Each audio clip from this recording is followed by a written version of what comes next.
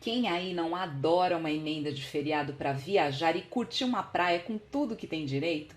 E é exatamente isso que um montão de morador faz, mas só esquece de uma coisa fundamental para quem mora em condomínio: deixar um contato de emergência para que o síndico ou zelador acione se alguma coisa acontecer no apartamento. E acredite, emergências acontecem com mais frequência do que gostariam os brasileiros padrão, ou seja, aqueles que acreditam que tudo dá certo no final. Porque não, nem sempre tudo dá certo no final. E o caso deste vídeo aconteceu comigo no carnaval deste ano, e tudo poderia ter ido literalmente por água abaixo se eu não tivesse agido rápido. Foi uma sucessão de 7 erros e 5 acertos que você precisa saber antes de viajar no próximo feriadão. Quem avisa, amigo é, por isso fica comigo até o final do vídeo, porque as lições que eu ensino vão te livrar não só de viver um pesadelo, mas de gastar muito dinheiro para consertar o estrago. E no final, ainda tem 2 dicas bônus imperdíveis. Nossa, Catarina, como você está dramática hoje! É de drama que vocês gostam, eu sei. Então, enquanto roda a vinheta, aproveita para se inscrever no canal e ativar o sininho. Assim você não perde nenhum vídeo novo do canal que mais te ajuda a se livrar de perrengues condominiais da internet.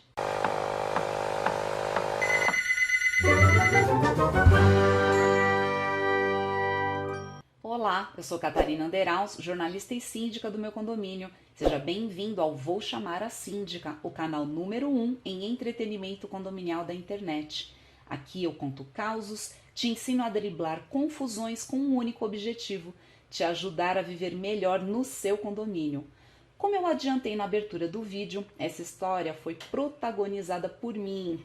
E é dessas aventuras que todo síndico de respeito precisa passar para poder ostentar com orgulho aquela farda cheia de medalhas de honra ao mérito. Então, bora pro causo. Era terça-feira de carnaval e eu estava voltando para casa de um brunch com um grupo de amigos que fazia muito tempo que eu não via. Sabe quando você está super feliz, cantarolando pela rua com a alma leve? Pois era assim que eu estava até que eu saí do metrô e abri o meu WhatsApp para ver as mensagens e me deparo com um recado que me deixou intrigada. Era a síndica do condomínio onde mora uma pessoa da minha família me pedindo para ligar para ela assim que fosse possível. Vocês devem estar se perguntando: Catarina, mas por que raios a síndica de um condomínio, de um parente seu, vai te ligar em pleno carnaval? Vocês são mesmo assim de uma confraria de síndicas? Gente, ela me ligou porque eu constava como contato de emergência dessa parente que estava numa longa viagem internacional. Como a gente mora perto, ela deixou a chave de casa comigo e o meu nome e telefone com a síndica. Se qualquer coisa acontecesse, era para a síndica me ligar. E ela me ligou. O faxineiro notou uma mancha de umidade na parede da escada de emergência abaixo do apartamento da minha parente. E primeiro checaram o apartamento de baixo, que estava tudo em ordem, e aí desconfiaram que poderia ser do apartamento dela. O meu sexto sentido me disse para ir de chinelo e preparada para o pior.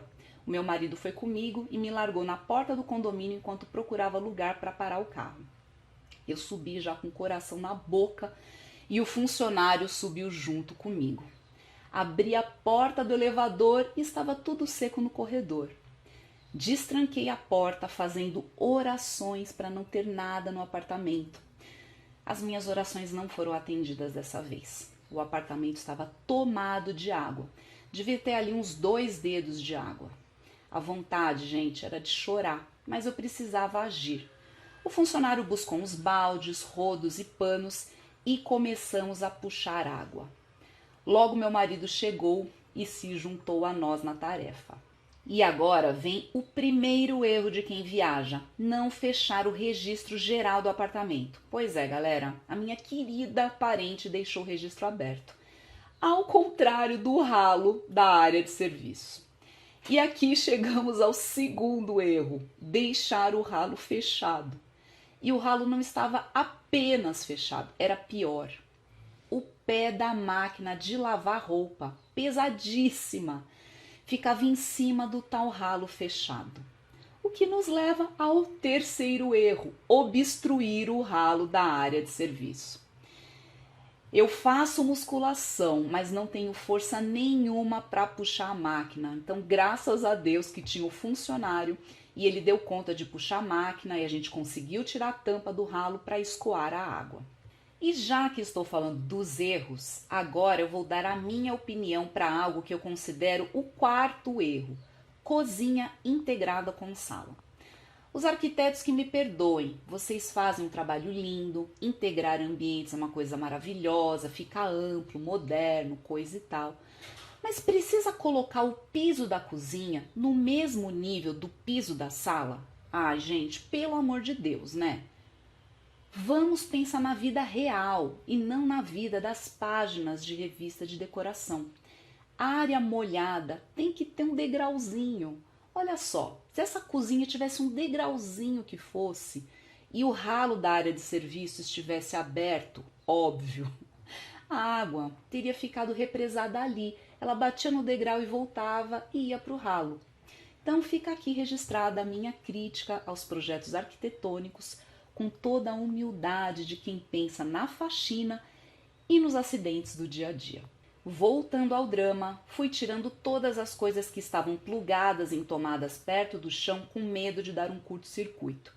O que estava boiando e dava para salvar, coloquei em cima da mesa e na área de serviço. E o que mais partiu o coração é que ela tinha acabado de trocar os móveis, estava tudo novinho, tudo lindo.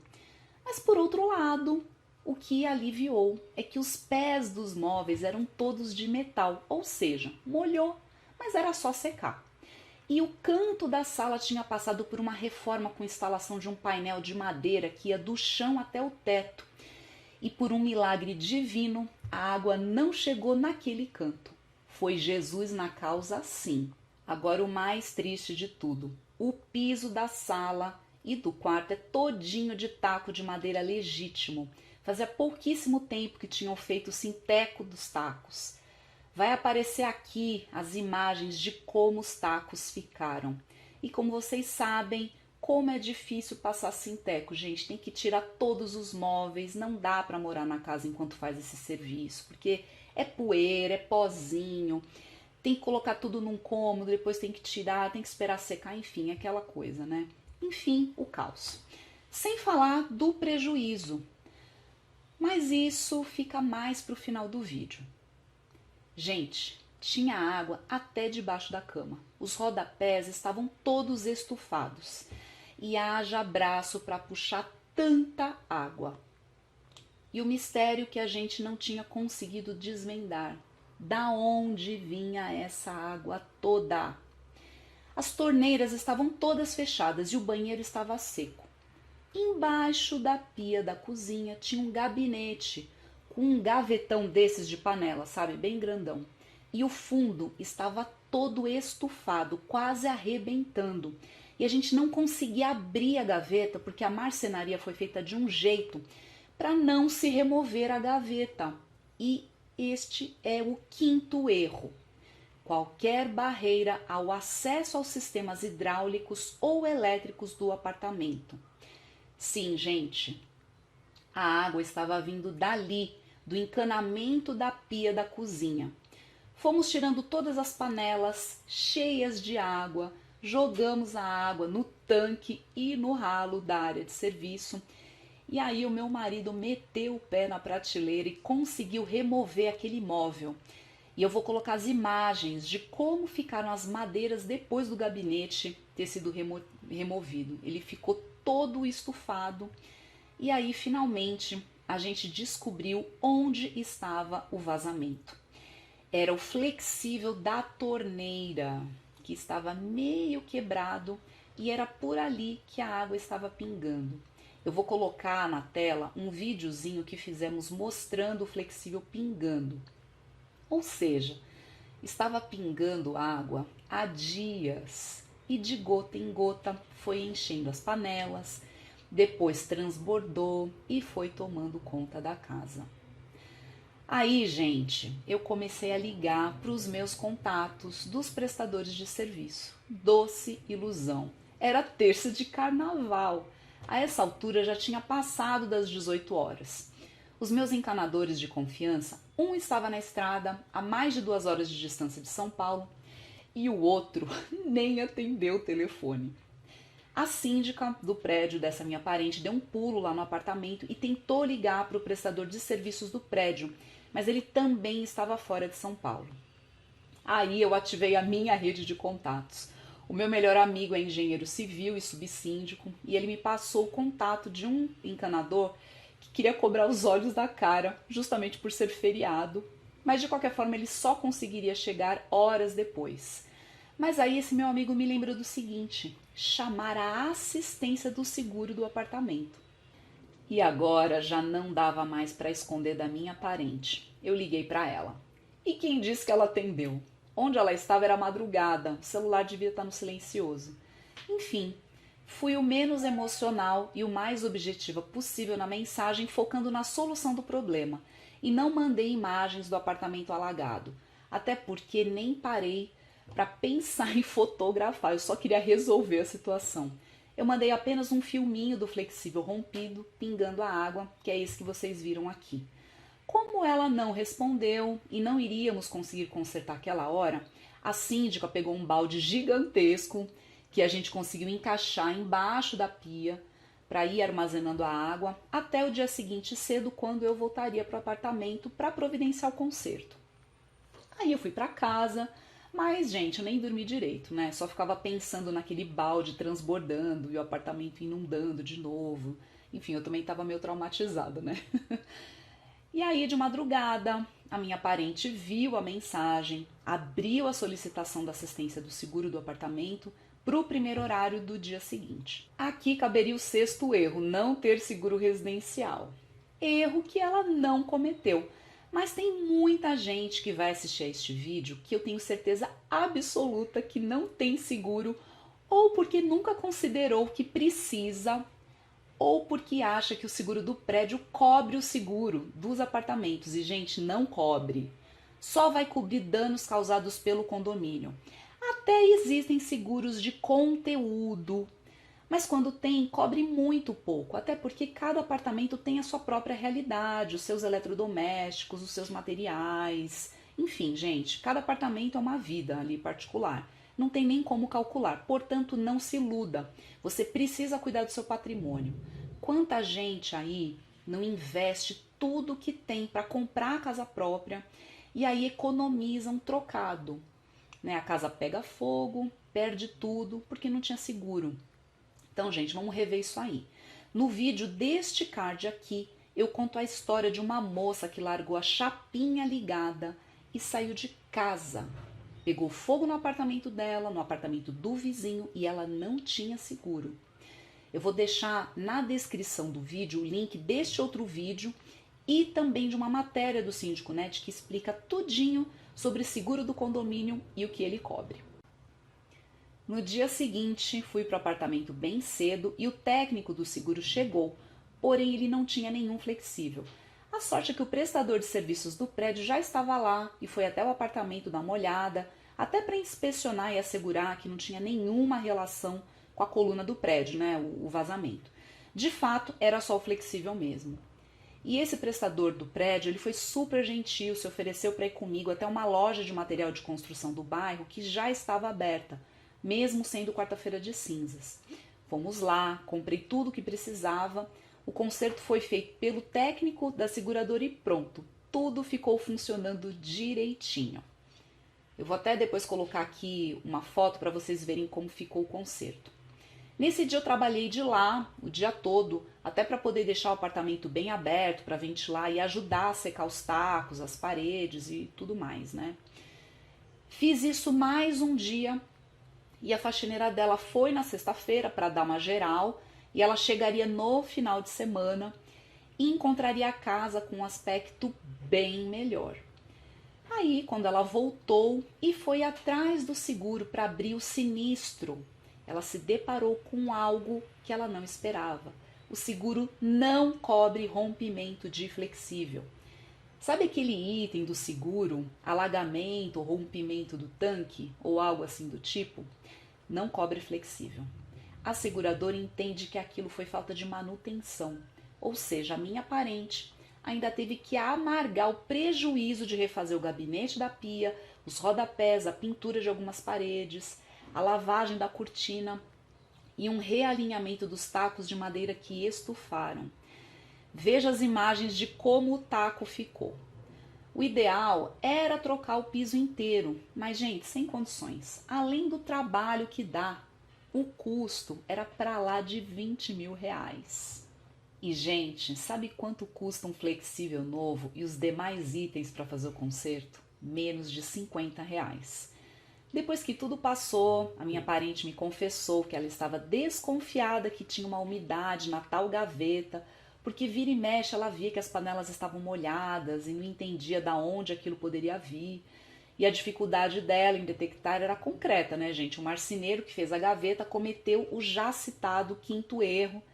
Ele fez um móvel que impedia a remoção da gaveta para se enxergar o flexível e atrapalhava também a manutenção. E nisso chegamos ao sétimo erro, não investigar a suspeita de vazamento. E isso serve para qualquer outra situação, qualquer outra coisa ali que não está funcionando direito. Tomada que não liga, chuveiro que cai o disjuntor, fio de eletrodoméstico que esquenta, mancha na parede. Gente, deixa a preguiça de lado, não caia no auto-engano de achar que no final tudo vai dar certo. Porque não dá certo. O que quebrou tem que consertar, não tem milagre. E a manutenção preventiva ela é infinitamente mais barata. O que é 50 reais perto dos mais de 5 mil reais que ela gastou só para remediar o vazamento? Se fosse considerar a troca do piso novo, essa conta sobe para 25 ou até 30 mil reais. Mas chega de falar só dos erros, né? Vamos falar dos acertos, que foram vários. Eu separei 5 acertos. Vamos ao primeiro? Primeiro acerto. Tenha um contato de emergência na sua ficha cadastral. E para com esse mimimi de privacidade. Pelo amor de Deus, gente, facilita a sua própria vida e a do síndico também. Se não tiver contato de emergência, o síndico pode invadir o apartamento em situações críticas, isso está previsto em lei. E depois a conta do chaveiro vai para você, tá? Então o que você acha melhor? Preenche o seu nome, preenche o nome da pessoa, o celular, o e-mail e deixe a chave da casa com essa pessoa que é o seu contato de emergência. Segundo acerto, avise o síndico e ou o zelador que você vai viajar, o período em que você estará fora e reforce com eles os seus contatos de emergência. Terceiro acerto, avise o seu contato de emergência que você vai viajar e que o síndico e o zelador estão com os contatos dele para qualquer problema que surgir. Como hoje em dia muita gente não atende celular de número desconhecido, é bom você informar ao seu contato o nome e o celular do síndico e do zelador para não ter erro. Porque aí não adianta nada você ter a sua ficha bonitinha e o seu contato não atender o telefone ou não responder a mensagem de WhatsApp, né? Quarto acerto, tenha um contato de emergência que seja ágil e comprometido. Eu fui ligeiríssima, não procrastinei, não fiquei pensando, não deve ser nada. Não caia na tentação do auto-engano. No final tudo dá certo, tá? Eu vou cansar de falar essa frase aqui para vocês. O contato de emergência tem que ser pragmático. E claro, o síndico também não vai ficar ligando por bobagem, né, gente? Só por uma suspeita sem fundamento. Se o síndico ligou, é porque alguma coisa está acontecendo. Eu tive a vantagem de também ser síndica e ser solidária e empática com a colega síndica que me acionou, além de, obviamente, retribuir a confiança e agir com responsabilidade para com a minha parente. Se você não tem condições, não quer assumir a responsabilidade pela casa de alguém, fale francamente que você não quer ser o contato de emergência dessa pessoa. Melhor isso do que chegar na hora do perrengue, deixar a pessoa e o síndico na mão. Quinto acerto. Síndica rápida em investigar a origem da suspeita de vazamento. Ela também não enrolou na primeira observação do funcionário sobre a mancha na parede da escada de emergência. Ela já foi atrás do que poderia ser. Então, parabéns para ela e para o funcionário pela proatividade. E aqui eu vou deixar 2 dicas bônus para os síndicos.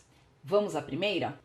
Primeira dica: oriente moradores com dicas de viagem segura. Sempre que estiver perto de feriado prolongado ou período de férias escolares, faça campanha de conscientização com dicas simples, mas que previnem grandes dores de cabeça. Feche todos os registros de água e gás, abra os ralos, feche as janelas, avise o síndico e por aí vai. O técnico da seguradora que fez a troca do flexível me contou que um dos casos que mais acontece é o estouro da ducha higiênica de banheiro. Que as pessoas, elas sempre deixam com a torneira aberta e aí, gente, estoura mesmo. Então fica a dica, pessoal. E o Síndico Net já tem um material prontinho para o síndico usar nessas campanhas de conscientização. É um banner para o WhatsApp com todas essas dicas. Eu vou deixar o link na descrição do vídeo. Segunda dica: faça a atualização cadastral dos moradores periodicamente, no mínimo 1 vez por ano, e exija o preenchimento do contato de emergência. Isso ajuda em situações até piores do que essa que eu relatei no caso deste vídeo. E no seu condomínio, já aconteceu alguma situação parecida? Comenta aqui embaixo que eu quero saber. Se você gostou do vídeo, deixe o seu like.